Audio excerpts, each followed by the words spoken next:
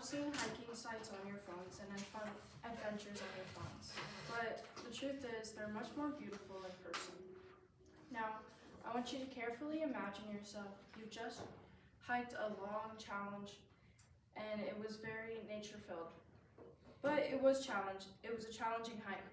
You feel calm, relaxed, and at peace, breathing in the fresh air. Maybe you're surrounded by trees, you're listening to birds, you're looking at a waterfall, maybe it's misting on your face. Maybe you're looking at wildlife that's around there, or even a glacier. Well, you can experience this, and I have two perfect spots. In South Dakota, there are many fun things to do west river. Black Hills are great to travel to alone, with family, and even with friends. Some of the things to do are waterfalls, wildlife watching, fishing, the 19-mile scenic drive on US Highway 14A, Mount Rushmore, Crazy Horse Memorial, caves, and lots and lots of hiking trails.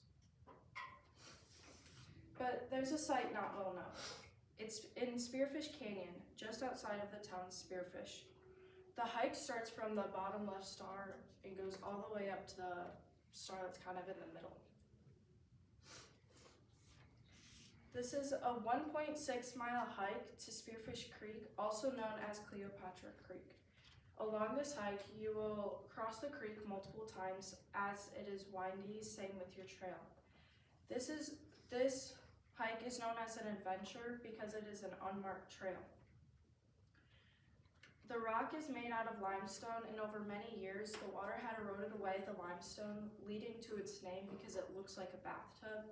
And because of the very, very cold water, it gets the devil's name because supposedly that the water being so cold can, I guess, like destroy hell's fire. And the best time to go is April through October due to the weather being nicer and the cold water is going to feel great after a long, hot hike. And some people will even use this as like a little water slide. While this is a sight to see, I think Montana has much more to offer. The three most common mountain ranges are Lewis Range, Livingston Range, and Clark Range, and they're all seen in that picture. The three top known lakes are Lake McDonald, St. Mary Lake, and Avalanche Lake. There are over 130 named lakes in Montana, but there are still so many that are unnamed yet. These are located in Glacier National Park, which is on the northwest side of Montana that borders Canada.